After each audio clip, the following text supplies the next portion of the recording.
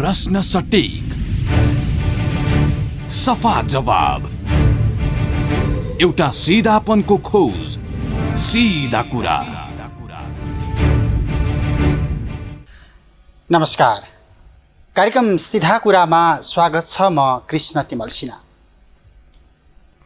दर्शकबिन, यति बेला मुलुकको राजनीतिक घटनाक्रम कता गइराखेको छ ठ्याक्कै अनुमान गर्न सकिने अवस्था छैन, किनकि यो अहिले विकास भइराखेको राजनीतिक घटनाक्रम आफैमा अस्वाभाविक हो। किनकि हामी सङ्घीय संसदको आयु करिबन 2 वर्ष छँदै अहिले मध्यावधि निर्वाचनको फेरिमा धकेलिराखेका छौँ। भलै निर्वाचन आयोगको अन्तिम निर्णय, सर्वोच्च अदालतको अन्तिम फैसला आउन बाँकी छ। तथापि सरकारमा रहेको दल नेपाल कम्युनिस्ट पार्टी नेकपा भित्रका केही नेताहरूको शक्ति सङ्घर्षका कारण मुलुकले ठुलो मूल्य चुकाउँदैछ। यो अवस्थामा नेपालको सबैभन्दा पुरानो, सबैभन्दा लामो प्रजातान्त्रिक आन्दोलनमा योगदान गरेको पार्टी नेपाली कङ्ग्रेस चाहिँ कहाँ छ? नेपाली कङ्ग्रेस यति बेला चुनाव चाहिराखेको छ। तत्कालीन परिस्थितिमा गिरिजाप्रसाद कोइरालाले भने जस्तै संसदको पुनर्स्थापना चाहिराखेको छ, अथवा नेपाली कङ्ग्रेस फेरि कुनै न कुनै रूपमा चुनावी सरकारमा जान खोजिराखेको छ। न सिद्धान्त, न नेतृत्व, न नीति, न नारा। यो परिस्थितिबाट गुज्रिराखेको नेपाली कङ्ग्रेस अब कता जाला? नेपाली कङ्ग्रेसका युवा नेता लोकेश ढकाल आज हामीसँग संवादमा हुनुहुन्छ। स्वागत छ यहाँलाई। नमस्कार। मैले पृष्ठभूमिमा अलिकति जोडेँ। नेपाली कङ्ग्रेस सडकमा पनि छैन, नेपाली कङ्ग्रेस सरकारमा पनि छैन, अब संसद सदन त हुने कुरै भएन। नेपाली कङ्ग्रेस यति बेला कहाँ छ र नेपाली कङ्ग्रेसको नेतृत्वले यति बेला राष्ट्रिय राजनीतिमा चाहिरहेको भूमिका चाहिँ के हो? के देख्नुहुन्छ?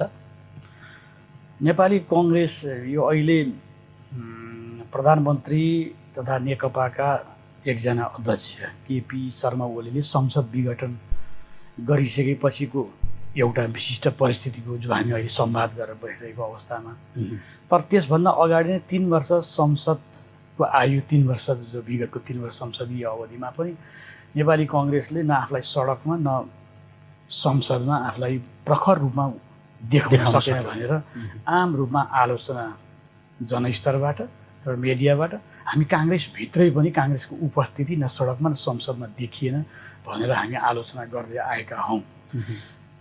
भने अहिलेको यो विकसित परिस्थितिमा संसद विघटन भइसकेपछि अहिले नेपाली कङ्ग्रेसको केन्द्रीय कार्य समितिको बैठक जारी छ। अस्तिदेखि लगातार बसिरहेको छ। पार्टीभित्र 2वटा जबरजस्त धार देखिएको छ। एउटा प्रधानमन्त्रीको कदम, यो प्रधानमन्त्रीको कदम एक प्रकारको कू नै हो। म यसलाई सफ्ट कू भन्छु। राजा महेन्द्रको सेनाको बलमा गरेको कू चाहिँ त्यो चाहिँ हार्ड कू थियो भने यो सफ्ट कू हो। र यो असंवैधानिक कदमका विरुद्धमा जो संविधानकै गला निमोट्ने गरी जुन प्रचण्डले कदम चाले त्यसका विरुद्धमा सडकमा तुरुन्त गइहाल्नुपर्छ भन्ने एउटा पक्षधर सरकार ओलीको कदमको विरुद्धमा जान पर्यो। अब चाहिँ नि त्यसलाई, त्यो कदमलाई विरोध गर्दै निर्वाचनको तयारीमा जानुपर्छ भन्ने एउटा संस्थापन पक्ष गरेर पार्टीमा 2टा धार देखिएको छ। र पुस 16 गते कार्यक्रम गर्ने भनिएको छ। त्यो पनि विवादास्पद तरिकाले। नम्बर 1 त पुस 16 गतेको महिमा के हो? पुस 16 गतेको महत्त्व के हो? त्यो राष्ट्रिय एकता र मेलमिलाप दिवस हो। के सन्दर्भमा बिपी गरेर राष्ट्रिय एकता मेलमिलाप सन्दर्भ राख्नु हो र त्यसको चाहिँ राजनीतिक दर्शन के हो, त्यसको चाहिँ सारमा के हो भन्ने कुरासँग पर्वाह नै नगरिकन व्याख्या गरेन, बुझ्न चाहेन, नगरिकन हामी त्यसको दिन विरोधको कार्यक्रम, त्यो दिन विरोधको कार्यक्रम राख्ने दिनै होइन। भने अहिले नेपाली कङ्ग्रेस पार्टीले चाहिँ नि न रामचन्द्र पौडेल हाम्रो वरिष्ठ नेता र आदरणीय सभापति पक्षधर, यी दुइटैले लिएको स्ट्यान्ड कता कता एउटा चाहिँ नि केवल राजनीति सौदा। एकातर्फलाई पनि केही सपना दिएको छ ओली पक्षले, होइन? किन काङ्ग्रेस त अब निर्णायक, नेकपा विभाजन भइसकेको अवस्थामा काङ्ग्रेस निर्णायक शक्ति हो। चाहे त्यो प्रदेशहरूमा होस्, चाहे चाहिँ सङ्घीय सरकार निर्माण गर्ने क्रममा पनि भोलि संसद पुनर्बहाली भयो भने पनि, पुनर्बहाली भएन भने पनि एउटा शक्ति निर्णायक शक्ति नेपाली काङ्ग्रेस भयो। अङ्कगणितका लागि राष्ट्रिय राजनीतिले अरू अपेक्षा नगरौँ। राष्ट्रिय राजनीतिका दृष्टिकोणले अरू वैचारिक दृष्टिकोणले काङ्ग्रेसको स्ट्यान्ड के हो, काङ्ग्रेस कहाँ छ? अहिले तपाईँले नै पृष्ठभूमिमा बताइसक्नुभयो नेपाली काङ्ग्रेस पार्टी साँच्चीकै कहाँ छ। विचारले, चिन्तनले होइन, न यसको नारा ठिक छ यसले लिएको, न यसको चाहिँ नेतृत्व ठिक छ। अब नीति त अब नारा नीति ठिक भएपछि नारा ठिक हुने हो। ती सबैलाई करेक्सन गर्नुपर्ने बेलामा हामी केवल को राष्ट्रपति बन्ने अथवा को प्रधानमन्त्री बन्ने, कतापट्टि ओली पछि लाग्दाखेरि पार्टीलाई फाइदा हुने हो कि तपाईँको चाहिँ नि प्रचण्ड माधव नेपाल समूहको पछाडि काङ्ग्रेस लाग्दा काङ्ग्रेसलाई हित हुने हो कि भनेर त्यसरी सत्ता स्वार्थको गठबन्धन गर्ने दृष्टिकोणले, राजनीति लाभ हानिका दृष्टिले, पदका दृष्टिकोणले बाटो खोज्ने काङ्ग्रेसको काम नै होइन। तर अब काङ्ग्रेसका अघिल्तिर त अवसर नै अवसर आयो नि। यो माधव नेपाल र प्रचण्डको धारले रामचन्द्र पौडेलले राष्ट्रपति प्रस्ताव यदि हामीले यो नेकपाको विभाजनले दिएको अवसरलाई सही ढङ्गले लिन सकेनौँ, केवल सत्तासँग जोडिएर सत्तामा कसरी कुनै नेताले केही थान मन्त्री पाउने, कोही प्रधानमन्त्री हुने अथवा कोही राष्ट्रपति हुने सपना बुनेर हामी यदि राजनीति जोड घटाउँ लागेर काङ्ग्रेस लाग्यो भने काङ्ग्रेस चाहिँ त्यो समाप्त। जे जति बचेको छ, हिजो आजै इतिहासमा सबैभन्दा गम्भीर चुनौतीपूर्ण अवस्थामा काङ्ग्रेस छ। आज चाहिँ नेपाली काङ्ग्रेसले विगत 12 बुँदे समझदारीदेखि यहाँसम्म आइपुग्दा हामी कहाँ कहाँ गल्ती गऱ्यौँ, शान्ति प्रक्रियाका नाममा, संविधान निर्माणका नाममा अथवा माओवादीलाई शान्ति प्रक्रियामा ल्याउने नाममा केही बाध्यात्मक थियो होला, केही हामीले सौदाबाजी गर्नु पर्यो होला, केही छोड्नु पर्यो होला, केही उनीहरूले छोडे होलान्। त्यो स्थितिमा नेकपा माओवादीको अब रिलेभेन्स नै सिद्धिरहेको अवस्थामा हामीले विगतदेखि आजसम्म गरेको कुराहरूमा अब गरेर पुरै काङ्ग्रेसले रोड करेक्सन गरेर अब नेपाली काङ्ग्रेस कुनै पनि दृष्टिकोणबाट कुनै पनि कम्युनिस्ट कित्तामा जाँदैन। काङ्ग्रेस आफ्नो राजनीतिक विचार सहित आफ्नो स्ट्यान्डमा उभिन्छ भनेर स्पष्ट मेसेज काङ्ग्रेसले नदिने, काङ्ग्रेसको वैचारिक धार क्लियर नहुने हो भने र यसरी नै लैबरी गरेर एउटा कम्युनिस्ट जसरी हिजो हामी परमादरणीय सभापति गिरिजाप्रसाद कोइरालाको नेतृत्वकालदेखि 12 बुँदे दिल्लीको 12 बुँदे समझदारी हुँदै बृहत शान्ति सम्झौता र 2 तहको संविधान सभा निर्वाचन भएर अनि यो 3 तहको निर्वाचन हुँदै यहाँसम्म आइपुग्दा आज यति काङ्ग्रेसको यो कन्तो बिजोग हुँदाखेरि पनि काङ्ग्रेसको नेतृत्व समयमै दैन, अझै पनि आफूलाई करेक्सन गर्न तयार रहँदैन भने काङ्ग्रेसको रिलेभेन्स नेपाली राजनीतिमा समाप्त हुन्छ। त्यो वैचारिक भ्याकुम अर्को कुनै शक्तिले लिन्छ। अब यहाँनिर जस्तो गिरिजाप्रसाद कोइरालाको मरेर गए पनि पटक पटक नाम जोड्नै पर्ने हुन्छ। 12 बुँदेले सम्झाउँछ गिरिजाप्रसाद कोइरालाको तत्कालीन दरबारसँगको अथवा अरू आफू समानान्तर शक्तिसँगको रिस अनि दिल्लीको बिखले गर्दाखेरि हामी अहिले अवस्थामा आएका त हौँ। त्यही खाल्डोमा मुलुक आजका दिनमा पर्यो भनेर भन्दाखेरि काङ्ग्रेसप्रति पूर्वाग्रह हुन्छ कि सही हुन्छ? होइन, माओवादीको द्वन्द्व कहाँबाट सुरु भएको छ भने छ्याङ्गै भइसक्यो। अब हामीले भन्नै पर्यो होइन। त्यसका लागि चाहिँ भारतीय खुफिया एजेन्सीका पूर्व अफिसरका सिरिज अफ पुस्तक, पूर्व राजनयिकहरूको चाहिँ सिरिज अफ पुस्तक, उनीहरूका खुल्ला विचार अभिव्यक्ति यहाँ कसैले खण्डन गर्ने तागत छ कसैको भने चाहिँ कसरी माओवादी द्वन्द्व सुरु भएको थियो, 12 बुँदे हामी त्यहाँसँग गर्न कसरी बाध्य भयौँ र यी सबै कुराहरू छ्याङ्ग भइसकेको परिस्थितिमा यो विषयमा अब लामो छलफल निश्चय पनि आज तपाईँसँग छलफल गरिरहँदाखेरि हाम्रा सन्त नेता कृष्णप्रसाद भट्टराईको हिजो 97औं जन्म जयन्ती थियो होइन। 1 वर्ष अगाडि गिरिजाबाबु बित्नु भएको।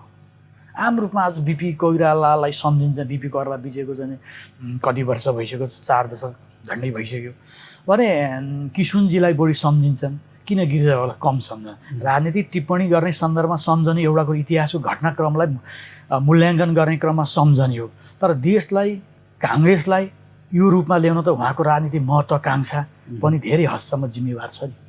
त्यसमा ती कुराहरूलाई अब काङ्ग्रेसले गरेर हामी संहितामा किन गयौँ, हामी धर्मविचारमा किन गयौँ, हामी गणतन्त्रमा किन गयौँ, हामी मिश्रित निर्वाचन पद्धतिमा किन गयौँ, यी कहाँबाट आए, नेपाली राजनीतिमाथि कुन कुन शक्तिले खेल गर्यो, संविधान है यदि नेपालको अहिलेको यो संविधान 7औं संविधान हो। यदि नेपालका राजनीतिक शक्तिहरू हिजोका दिनमा राज संस्था पनि जिम्मेवार थियो। अहिले त यो 12-13 वर्ष राज संस्थालाई दोष दिएर पाइँदैन गणतन्त्र कालमा। हिजोका दिनमा 7 सालको क्रान्तिदेखि 62-63 सम्मको जिम्मेवारी राष्ट्र संस्थाको कुनै हदसम्म किन देशको प्रमुख राजनीतिक शक्ति राष्ट्रवादी शक्ति राष्ट्र संस्था हो। त्यस पछाडिको दोस्रो राष्ट्रवादी शक्ति काङ्ग्रेस हो। यो केवल प्रजातान्त्रिक शक्ति मात्रै होइन। त्यसो भए प्रमुख दोष यो देशमा राजनीतिक स्थायित्व नहुनु, प्रजातन्त्रले स्थायित्व नपाउनुको दोस्रो दोष नेपाली कङ्ग्रेसलाई नै जान्छ। कि नेपाली काङ्ग्रेसले लिएको नीति स्ट्यान्ड र यसले पटक पटक नेपाली जनताले नेपाली काङ्ग्रेसलाई बहुमतको सरकार दिँदाखेरि पनि आन्तरिक द्वन्द्वलाई व्यवस्थापन गर्न नसक्दा आफ्नै घरका गुटहरूलाई व्यवस्थापन गर्न गणेशमानजी जस्तो पार्टीको संस्थापक वरिष्ठ नेताले रुँदै काङ्ग्रेस छोड्नुपर्ने, कृष्णप्रसाद भट्टराई जस्तो शालीन नेताले काङ्ग्रेस रुँदै जिउँदै जीवन छँदै काङ्ग्रेस छोड्नुपर्ने स्थिति कसरी आयो? त्यसको मूल्याङ्कन काङ्ग्रेसले गर्नु पर्दैन? यी समग्रमा मूल्याङ्कन गरेर हामी कहाँ कहाँ चुक्यौँ, बाह्रबुधे गर्दा कहाँ कहाँ चुक्यौँ, हाम्रा कुनै राष्ट्रपतिका सपना हामीले कति देख्यौँ ती जिम्मेवारी हाम्रो नेतृत्वले लिनुपर्छ। यो कुराहरूमा सबै छ्याङ्ग भएर हामी पार्टीका फोरमहरूमा, केन्द्रीय समितिमा, महासमितिमा छलफल गरेर काङ्ग्रेसले रोड करेक्सन गर्दैन भने काङ्ग्रेसको सान्दर्भिकता रहँदैन। तपाईँको पार्टीले आजका दिनसम्म, तपाईँको नेतृत्वले आजका दिनसम्म 7 सालमा पनि नजाउँ, 63-62-63 आन्दोलनभन्दा पछाडिको पृष्ठभूमि, संविधान बनिसके पछाडिको पृष्ठभूमिमा मात्रै जाउँ न, यहाँनिर हामी चुकेका रहेछौँ, हामी यहाँनिर लतारिएका रहेछौँ भनेर वैचारिक हिसाबमा कुनै दिन कुनै सेकेन्ड बहस गरे तपाईँको पार्टीले? मलाई दुःख लाग्छ। नेपाली कङ्ग्रेसको 3 तहको निर्वाचनको पराजय पछि मङ्सिर 21 गते चुनाव थियो 3 वर्ष अगाडि, अनि मलाई लाग्छ चैतको दोस्रो तेस्रो झन्डै 1 महिना लगाएर 16 दिनसम्म नेपाली कङ्ग्रेस केन्द्रीय कार्य समितिको बैठक बस्यो। सारा दिग्गजहरूले 16 दिनसम्म आफ्ना विचारहरू राखे।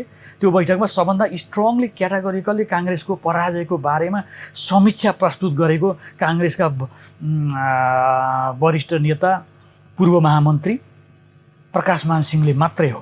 उहाँले झन्डै 10 पेजको काङ्ग्रेस किन पराजय भयो, सभापतिका कमी कमजोरीदेखि लिएर सिंहको कार्य समितिको कमजोरीदेखि लिएर त्यो बाहेक कसैले त्यहाँ चाहिँ नि लिखित रूपमा दस्तावेज पेश गरेन।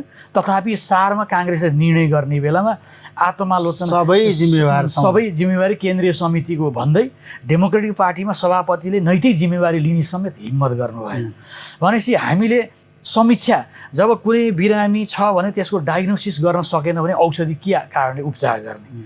नेपाली कङ्ग्रेसको अहिलेको समस्या के हो? वैचारिक पक्षमा के छ, साङ्गठनिक पक्षमा के छ, यी सबै कुरा, अनि नेतृत्वको पक्षमा के कमजोरी छ भन्ने कुरामा हामी डायग्नोसिस गर्न सक्दैनौँ, हामी छलफल गर्न हिम्मत गर्दैनौँ।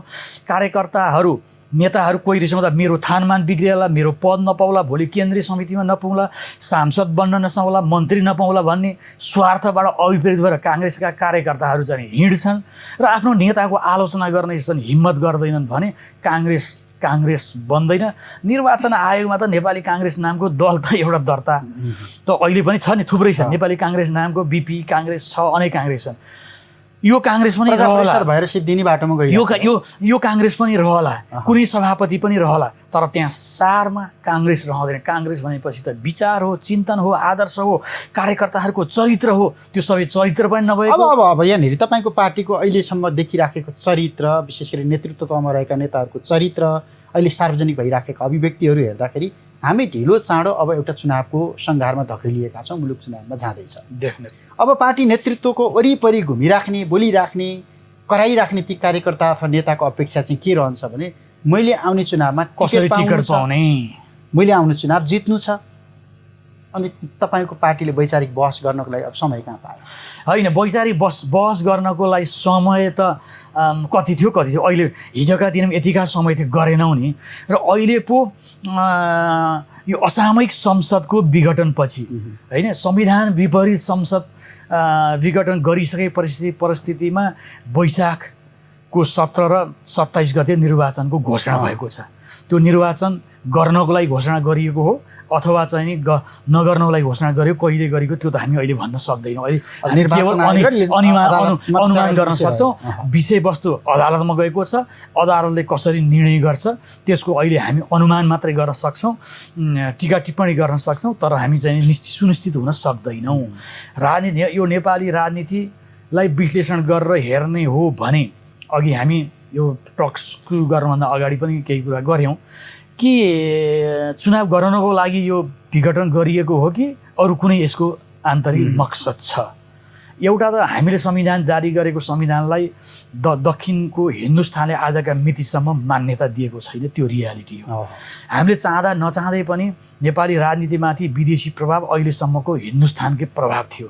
7 सालको अगाडि 7 सालको पछाडि कतिपय हदमा त हस्तक्षेप नै हुने गरेको हो, खुल्ला रूपमा त्यहाँका चाहिँ होइन। पछिल्लो अहिले यो घटना हुँदाखेरि पनि अहिले ओलीले यी कदम चालिरहँदाखेरि पनि सिरिज अफ त्यहाँको चाहिँ खुफिया एजेन्सीको भ्रमण होइन, त्यसपछि प्रधान सेनापति, त्यस पछाडि परराष्ट्र मन्त्रीको पछिल्लो टच, त्यहाँका विदेश विभाग प्रमुखको भ्रमण पछिको ठ्याक्कै 1 हप्तामा हाम्रा प्रधानमन्त्रीले यो अनपेक्षित कदम चालिरहेको परिस्थिति छ। यही कुरामा अहिले आजै मात्रै पनि उत्तरी देश छिमेकीको राजदूत नेताहरूको घरमा गएर पार्टीलाई चाहिँ नफुटाऊ, पार्टी जुटाऊ भनेर दुई देश बीचको सम्बन्धको लागि एउटा त्यसको त्यो कूटनीतिक मर्यादा विपरीत गरेर आन्तरिक राजनीतिक दलको मामिलामा राजनीतिक के हो के अरे कूटनीतिको हामीले दिएका मैदान हामीले नै होइन। मैदान त हिजोदेखि अहिले तपाईँको बेजिङमा बसेका, दिल्लीमा बसेका, न्युयोर्कमा बसेका राजदूतहरूले त्यो हैसियत राख्छ। त्यो हैसियत त के राख्नु, यहाँ हामी एउटा सहसचिव आउँदा यहाँ कति ठुलो महत्त्व दिन्छौँ। एउटा तपाईँको चाहिँ परराष्ट्र राज्य मन्त्री आउँदाखेरि पूर्व प्रधानमन्त्रीदेखि लिएर लाइन लागेर हामी दर्शन भेट्न गर्न जान्छौँ। यो सबै फेरि यी सबै गरिरहेछौँ के को लागि भन्दा मेरो राजनीतिक थानमा म प्रधानमन्त्री हुन्छु कि हुन्न, म मन्त्री हुन्छु हुन्न, पार्टीमा मेरो के पोजिसन हुन्छु, देश प्रेमले, देशको स्वार्थले, राष्ट्रिय स्वार्थले जनताको स्वाभिमानलाई कसरी बढाउने भन्ने दृष्टिकोणले यो कुनै पनि भएको छैन। सबैको आफ्नो राजनीतिक स्वार्थबाट। यहाँ नेपाली कङ्ग्रेसको राजनीतिभन्दा अलिकति बाहिर गएर बालुवाटारभित्रको राजनीतिमा है तपाईँले बाहिरबाट हेरिराख्नु भएको छ, विश्लेषण गरिराख्नु भएको छ। अहिले नेकपाभित्रको समस्या जुन रूपमा बाहिर सतासुल्ल भएर आयो, स्वाभाविक थियो, ढिलो चाँडो आउनेवालै थियो, आयो। यहाँनिर केपी शर्मा ओलीको चिन्तन र पुष्पकमल दाहाल प्रचण्डको चिन्तनलाई दुईटा चस्माले फरक ढङ्गबाट हेऱ्यो भनेदेखि परशक्ति केन्द्रित भएर राष्ट्रिय राजनीतिमा अस्थिरता निम्त्याउन चाहिराखेको शक्ति अथवा पात्र चाहिँ को देख्नुहुन्छ तपाईँले? यी दुईटै हुन्। राजनीतिक पृष्ठभूमि एउटाको दुई देश, ओलीको पृष्ठभूमि पञ्चायत विरुद्धको आन्दोलनमा लडेको र आएको पृष्ठभूमि छ विगतमा, र 46 सालपछि यता आएपछि संसदीय पद्धतिलाई आत्मसात गर्दै आएको पृष्ठभूमि हो भनेदेखि प्रचण्डको पृष्ठभूमि संसदीय पद्धतिलाई नै सिद्ध्याउने गरी 17,000 मान्छे मारेर आएको पृष्ठभूमि। हालाकि ओलीले पनि व्यक्ति हत्या, ओलीको राजनीतिक प्रारम्भ व्यक्ति हत्याबाटै सुरु भएको छ होइन। त्यसको लामो व्याख्या यदि छोटो प्रसङ्गमा सम्भव हुँदैन।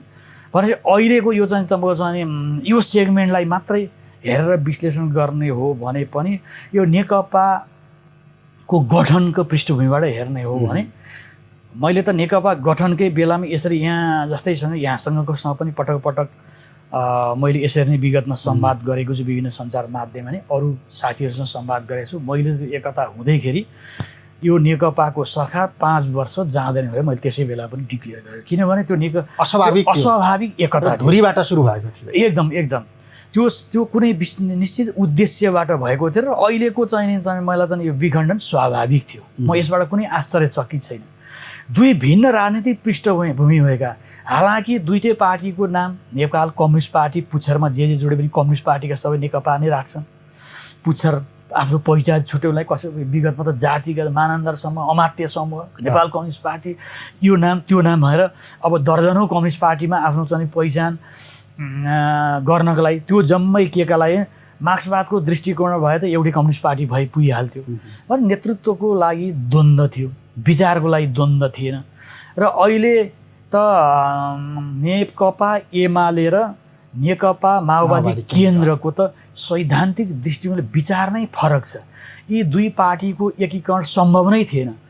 तर के कारणले सम्भव भयो भने दुई पार्टीको सत्ता स्वार्थले सम्भव भयो। त्यो मामिलामा प्रचण्ड चुके, प्रचण्डले जे सोचेर चाहिँ एकता गरे, उनको चाहिँ सोचाइ के थियो भने म सोचिसकेपछि दुईवटा सहअध्यक्ष भइसकेपछि यो ओलीको स्वास्थ्यले साथ दिँदैन। कुनै पनि बेला ओली चाहिँको चाहिँ स्वास्थ्यले गर्दा उनी चाहिँ पार्टी र देशको नेतृत्व गर्ने ल्याकतमा रहँदैनन्। तर त्यो उनले सोचे अनुसारको भएन। सम्झौता आलोपालो गर्ने प्रधानमन्त्री खाने चिज सबै त भएकै थिए भने ओलीले चाहिँ उनलाई धोका दिँदै गए। ओलीले सत्ता सेयर गरेनन्। त्यो पृष्ठभूमिमा अब अहिलेको त्यहाँ कुनै सम्भावना नदेखिसकेपछिको अवस्थामा यो विखण्डन स्वाभाविक थियो। तर यो विखण्डनभित्र पनि अन्तर्राष्ट्रिय शक्ति हावी प्रत्यक्ष रूपमा देखियो होइन। दादा मैले अघि पनि भनिसकेँ, त्यसमा म फेरि जोड्छु। यो म त सहज रूपमा तपाईँहरूले कल्पना गरे अनुसारको अब निर्वाचन भएर सहज रूपमा यो जुन नेकपा विभाजनको यसले यो जुन घाउ यो पीडा मलम लाग्छ भन्ने मलम निर्वाचन भएर सहज रूपमा राजनीतिले चाहिँ नि एउटा स्थिरता लिन्छ भन्ने कुरामा म चाहिँ देख्दिनँ। यो संविधानको अहिले हेर्दा संविधानको धारा 75 धारा 85 मात्रै उल्लङ्घन भएको म ढङ्गले व्याख्या भएको छ। यो संविधानकै सिङ्गो संविधानकै कुठाराघात हो। सिङ्गो संविधानलाई नै निमोट्ने प्रयास भएको हो। यो मलाई लाग्छ संविधान दुर्भाग्य हामी जस्तो सानो देशमा आज 70 वर्षको इतिहासमा हामीले 7 संविधान त फालिसक्यो। यो अब आउने 8औं संविधान हुन्छ। नेपाली जनताले फेरि 8औं संविधान पाउन सक्छन् भन्ने मलाई लाग्छ। यसको अब यहाँनिर यो तपाईँले भनिराखेको हामी अहिले मध्यावधि चुनाव सङ्घीय संसदको आयु छँदै मध्यावधि निर्वाचनमा जाँदै गर्दाखेरि भलै नेकपाभित्रको द्वन्द्व जुङ्गाको लडाइँका कारण एउटा अवसर नेकपाले गुमायो। एउटा ऐतिहासिक अवसर पाएका थिए नेताहरूले गुमाए। तर मुलुकलाई मध्यावधिको बाटोमा लैजाने प्रश्नमा तपाईँको पार्टीको सभापतिको भूमिका पनि त होला नि। कुनै न कुनै रूपमा मेरो अन्डरस्ट्यान्डिङ थियो भन्ने खालको अभिव्यक्ति त देउवाले दिइराखेका छन्। अब नम्बर 1 चाहिँ नि पछिल्लो जम्मा अघिल्लो हप्ता मात्रै होला, 2 हप्ता अगाडि मात्रै प्रधानमन्त्रीले बोलाएको सर्वदलीय बैठकमा मेरो पार्टी सभापतिको उपस्थिति भएर आफ्नो अभिव्यक्ति नदिकन त्यहाँबाट उठ्नु होइन। अनि नेपाली कङ्ग्रेसले पुसको अन्तिम साता देशव्यापी रूपमा गरेको जुलुसमा उहाँको अभिव्यक्ति हेरणामा उहाँले गरेको संवाद, त्यस पछाडि यो संवैधानिक परिषदको गलत तरिकाले अध्यादेश ल्याएर संविधान परिषदको विरोध गर्ने र त्यो संविधान परिषदले अपारदर्शी ढङ्गले संवैधानिक निकायमा गरेको नियुक्तिमा चाहिँ भाग खोज्ने 14-15 जना नेपाली कङ्ग्रेसको सभापतिका नामबाट पनि त्यहाँ परेको भन्ने बुझिसकेको अवस्थामा आम नागरिकले आम मिडियामा त्यो आशंका व्यक्त गर्नुलाई मसँग अहिले खण्डन गर्ने, म एउटा काङ्ग्रेसको कार्यकर्ता भएको नाताले मेरो सभापतिले गरेको क्रियाकलापको ढाकछोप गर्न सक्ने अवस्थामा म छैन। तपाईँलाई लाग्दैन आजका दिनमा अब हिजो त्यो दुर्भाग्य कतिपय स्थानमा हामीले देख्यौँ, अरू निर्वाचन क्षेत्रहरू प्रदेश प्रतिनिधि सभा सदस्यको निर्वाचन चल्दै गर्दाखेरि पनि देखियो, मुख्य गरी स्थानीय तहको निर्वाचनको समयमा ठ्याक्राकै छर्लङ्ग देखिएको चितवनको भरतपुरको मेयरको चुनाव। त्यही परिदृश्य अब प्रचण्डले प्रस्ताव गरेर चुनावमा सहकार्य गरौँ, अगाडि बढौँ भनेर प्रस्ताव गरे भन्ने पनि आइरहेको छ। अब मुलुक चुनावमा जाँदै गर्दाखेरि भोलि तपाईँहरू हँसिया हथौडा अथवा सूर्य अथवा के होला त्यतातिर भोट हाल्ने कार्यकर्ता त बनिराख्नु भएको छैन। त्यही दुर्भाग्य छ। बिपी कोइरालाले बरु म प्रजातन्त्र 10 वर्ष ढिलो आओस् कम्युनिस्टसँग मिलेर म प्रजातन्त्रको आन्दोलन लड्दिनँ, किनभने कम्युनिस्ट कहिले पनि राष्ट्रवादी पनि हुँदैन, कम्युनिस्ट विचारले प्रजातन्त्रवादी पनि हुँदैन। त्यस कारणले म कम्युनिस्टसँग सम्झौता गरेर सहकार्य गरेर एकता गरेर आन्दोलन गर्दै भने पछिमा त्यो अत्यन्त नै काङ्ग्रेसको एउटा बिपीले सेटिङ गरिदिनु भएको वैचारिक अडान थियो। 46 सालमै तोड्यौँ त्यो 46 सालमै तोड्यौँ। त्यो तोडेको कारणले नेपालमा 15 सालको चुनावमा मुस्किलले 109मा 4 सिट मात्रै जितेको कम्युनिस्ट 48 सालको चुनावमा जबरजस्त प्रतिपक्षी दलको रूपमा आयो। त्यो चाहिँ पञ्चायतमा कम्युनिस्टलाई अलिकति चाहिँ साथ सहयोग पञ्चायतले गरे कम्युनिस्टलाई सङ्गठन गर्नको लागि काङ्ग्रेसलाई सिद्ध्याउने नाममा भने त्यस पछाडि नेपाली कङ्ग्रेसले 46 सालको जनआन्दोलनमा कम्युनिस्ट पार्टीहरूलाई रिकगनाइज गरेको परिणाम नेपाली जनताले कम्युनिस्ट नेपाली कङ्ग्रेसको विकल्पमा जबरजस्ती शक्तिको रूपमा प्रमुख प्रतिपक्षी दलको हैसियत रूपमा आउने बनायो भने अब आफ्नै टाउको काट्ने कार्यकर्ता टाउको काट्ने नेकपा माओवादीसँग पनि हामीले गरेर गलाजोड गऱ्यौँ, बाह्रबुधे गऱ्यौँ। त्यस पछाडि त अब के गरौँ सबै छ्याङ्गै छ भनेदेखि काङ्ग्रेसले यी सबैबाट अब यी नै हुन् मूलभूत मुद्दाहरू। काङ्ग्रेसले यी सबै कुराहरूमा अघि सुरुमै मैले भनिसकेको छु नि कृष्णजी, सुरुमै काङ्ग्रेसले अब गरेर हामीले इतिहासप्रति फर्केर समीक्षा गर्दै अब काङ्ग्रेसले आफ्नो पृथक ऐडाको हामी उग्र दक्षिणपन्थीतिर पनि छैन, उग्र वामपन्थीतिर पनि छैन। हाम्रो जो अडान थियो त्यो अडानमा काङ्ग्रेस छ विचारले हामी क्लियर गर्न सकेनौँ। फेरि कुनै ढङ्गले अथवा ओलीको पक्षमा अथवा कुनै ढङ्गले फेरि चाहिँ प्रचण्डको पक्षमा जसरी विगतमा हामी चाहिँ के नाममा लतार्यौँ त्यसरी नै लतारियो काङ्ग्रेस भने यो बचेको खुजेको काङ्ग्रेस पनि फेरि त्यो चाहिँ गरेर चाहिँ हामीले सुहा गर्नु भाइ विगत। त्यसको लागि त नेपाली कांग्रेसको नारा अथवा स्लोगन राष्ट्रियता भन्दा कांग्रेस भन्दा अझ बढी राष्ट्रवादी शक्ति त राष्ट्र संस्था हो भनेर विश्वेश्वर प्रसाद कोइरालाहरूले स्वीकार गरेकै शक्ति होला। त्यहाँ जानु पर्ला नि त। अब त्यो एजेन्डा बोक्न सक्छ कांग्रेसले? होइन, जनमत त अर्कै छ। जनमत त के छ? अर्कै छ भने के छ? अहिले आइराखेको जनमत त स्वीकार गर्यौं नि हामीले। संविधान कार्यान्वयनका क्रममा आएको जनमत, नेपाल कम्युनिस्ट पार्टी नेकपाले पाएको जनमत, नेकपाले पाएको जनमत राजा बिनाको मुलुक परिकल्पना गरेर दिएको भोट हो नि त यो। राजा बिनाको परिकल्पना गरेर दिएको भोट हुँदै होइन। नेपाली कांग्रेसले यो पछिल्लो निर्वाचन नेपाली कांग्रेसले संविधान जारी भइसकेपछिको प्रश्न कांग्रेस लिएको स्ट्यान्ड हामीले नाकाबन्दीसम्म भन्न सकेनौँ। भारतले नाकाबन्दी गर्दा ओलीले त्यसको दृढतापूर्वक लडे र त्यो बेलाको नेकपाले पाएको मत गैर कम्युनिस्ट मत पनि थियो। कम्युनिस्ट मत मात्रै होइन, राष्ट्रवादी मत थियो। परम्परागत रूपमा जो कांग्रेसले पाइरहेको मत अन्य गैर कम्युनिस्ट पार्टीले पाएको मत पनि नेकपामा गयो। त्यो एउटा चाहिँ होप, आशा, त्यसैको रिकग्निसन, त्यसैको रिवार्ड ओलीलाई गरे। ओलीले दोस्रो चुनावमा त्यति सिट ल्याएको। कम्युनिस्ट नेपाली जनता कम्युनिस्टको पक्षमा थिएनन्। एउटा त कांग्रेसले खराब गर्दा कांग्रेसले गल्ती गरेका छैन। 48 सालको चुनावमा 2 चोटि बहुमत दियो, 56 सालको चुनावमा बहुमत दियो नेपाली जनताले। हाम्रो आफ्नै घरेलु झगडा, आन्तरिक द्वन्द्व व्यवस्थापन गर्न नसक्छ। जसरी अहिले ओलीले गर्न नसकेर झन्डै 2/3 मेजोरिटीलाई उनले गुमाए र निर्वाचनमा गए। 51 र 56 कांग्रेसले पनि गिरिजाप्रसाद कोइरालाले त संविधानमा भएको व्यवस्थामा टेकेर गरे। त्यो बेला त्यो व्यवस्थालाई दुरुपयोग गर्न हुँदैन थियो। तर संविधानमा भएको व्यवस्था थियो, प्रधानमन्त्रीलाई त्यो अधिकार थियो। अहिले त कुनै पनि हालतमा प्रधानमन्त्रीलाई संसद विघटन गर्ने अधिकार छैन। त्यो अधिकारको संविधानकै उल्लङ्घन गरे भने कांग्रेसले त्यो गल्ती गरेकै कारणले त कांग्रेसलाई दण्डित गर्दाखेरि दोस्रो शक्ति, अर्को प्रजातान्त्रिक शक्ति, कांग्रेसको विकल्प अर्को प्रजातान्त्रिक शक्ति नभएको कारणले आम नेपाली जनताले भोट कम्युनिस्टलाई हालेको। तपाईँ कसरी भन्न सक्नुहुन्छ कम्युनिस्ट चाहिँ नेपाली जनताले चाहिँ ल्याएको भनेर? कसरी आयो? 2062-63 के अरे आन्दोलनमा म पनि जेलमा गएको छु ज्ञानेन्द्र शासनकालमा। मैले भनेको जस्तै राज संस्थाको सन्दर्भ, धर्मनिरपेक्षताको सन्दर्भ र संहिताको सन्दर्भमा नेपाली जनताको अभिमत त्यो थिएन। अभिमत अथवा जनमतभन्दा बाहिरको संविधान लेखियो भन्ने हो भने त त्यो चुनावमा राजै बोकेर ल्याउँछौँ भन्ने शक्ति पनि त गएका थिए। मुलुकलाई हिन्दू उनीहरूको होइन, उनीहरू राजै ल्याउँछ होइन। त्यो भन्ने मतले त्यो पार्टीले पनि, त्यो पार्टी सानो थियो, त्यसको क्रेडिबिलिटी थिएन। पञ्चायतको लिगेसीमा गठन भएको उनीहरूका नेताहरूको चाहिँ इमेज थिएन। त्यो कारणले उनीहरूको सङ्गठन थिएन। जनताले भोट हालेन। तथापि पनि 26 सिट दिएका थिए। तर त्यो 26 सिटको जसले पाए त्यसको मूल्य दुरुपयोग गर्दा, सत्ता स्वार्थमा उप प्रधानमन्त्री भएर खान जाने हो नि अनहोनी सबै कुरो गर्दा जनताले दण्डित गरे।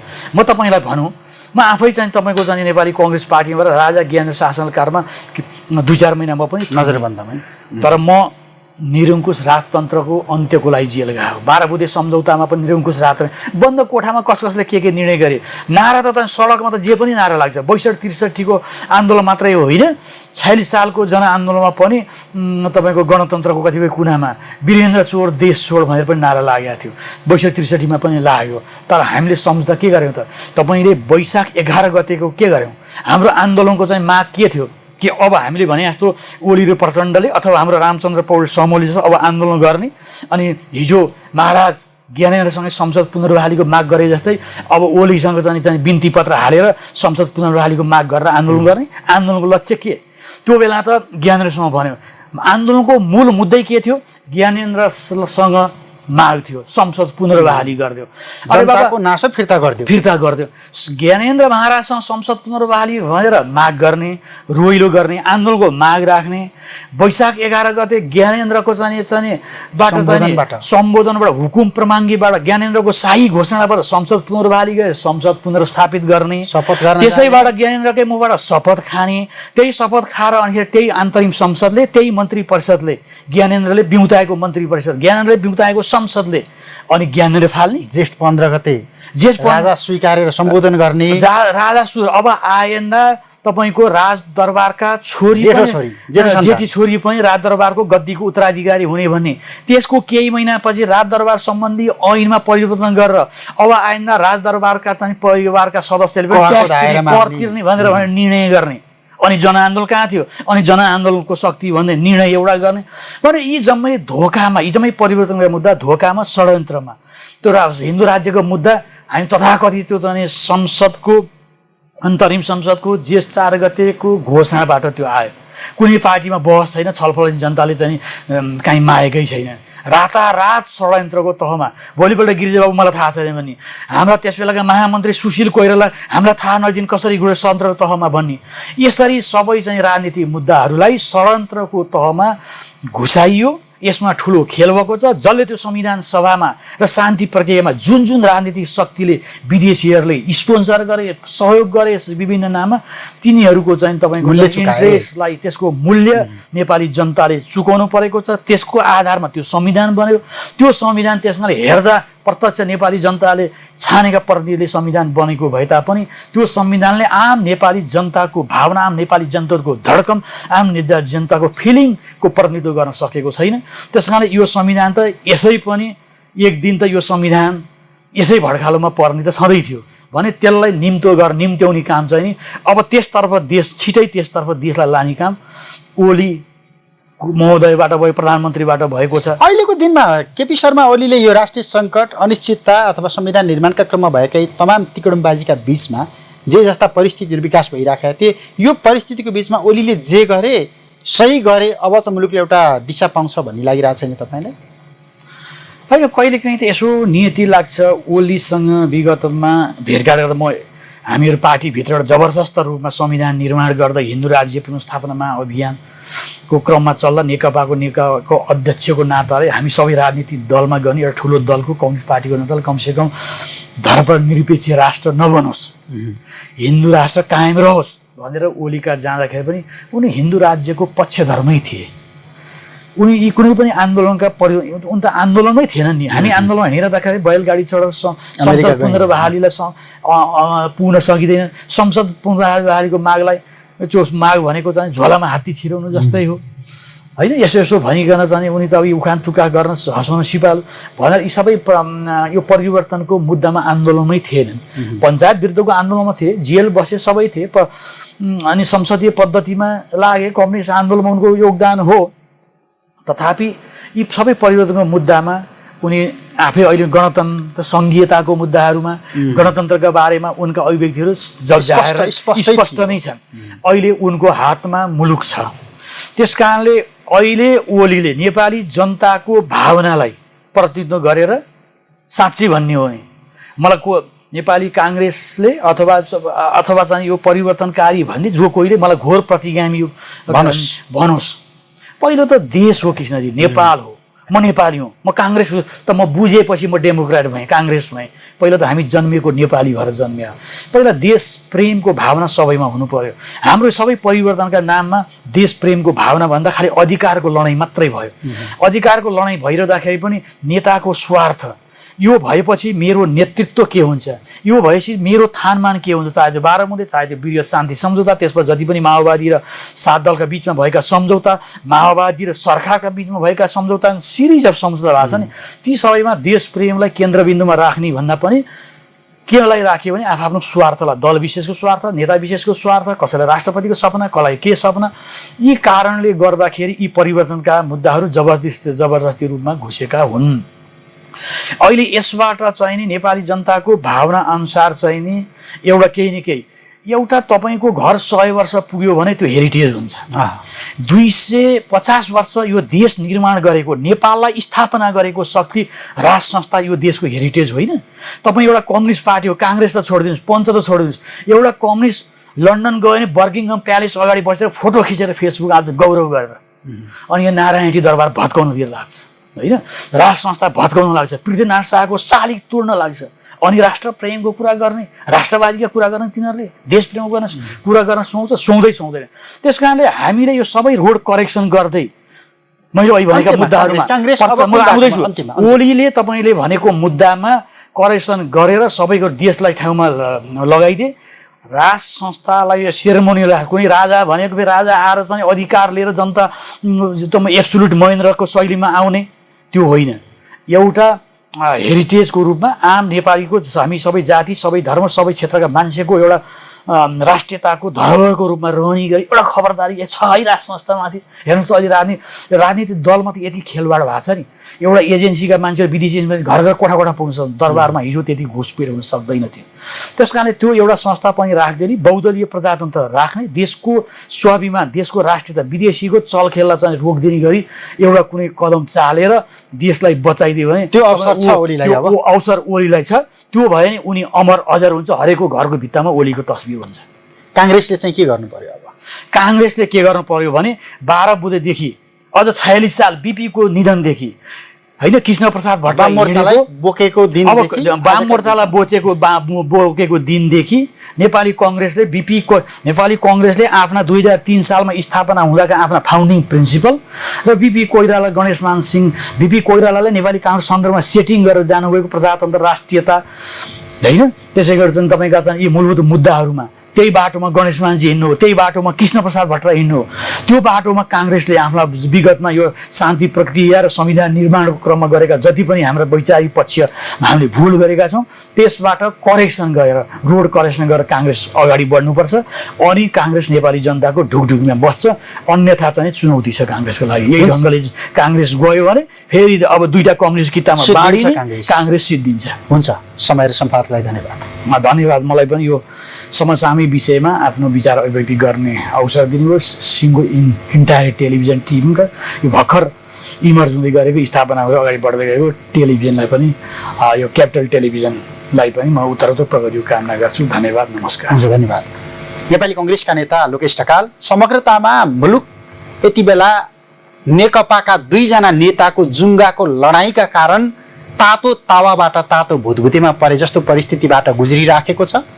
मध्यावधि चुनाव हुन्छ अथवा हुँदैन, संसद पुनर्स्थापना हुन्छ अथवा हुँदैन, चुनावी सरकार बन्छ अथवा बन्दैन, मुलुकले अर्को संविधान पाउने हो कि यो संविधान जाने हो अथवा यसैले निरन्तरता पाउँछ, प्रश्नको बीचबाट मुलुक गुज्रिरहँदा समग्रतामा अब मुलुकले निर्धारण गर्नुपर्ने कार्यदिशा के हुन सक्छ अनि नेपाली कङ्ग्रेस चाहिँ कुन बाटोमा जान सक्छ अथवा जानुपर्छ भन्ने विषयमा जोडिएर संवाद गऱ्यौँ। समय अनि संवादका लागि लोकेश ढकाललाई फेरि पनि धन्यवाद दिन्छु। क्यापिटल टेलिभिजन हेर्दै गर्नुहोला। नमस्कार। प्रश्न सटीक, सफा जवाब, एउटा सिधापनको खोज, सिधा कुरा।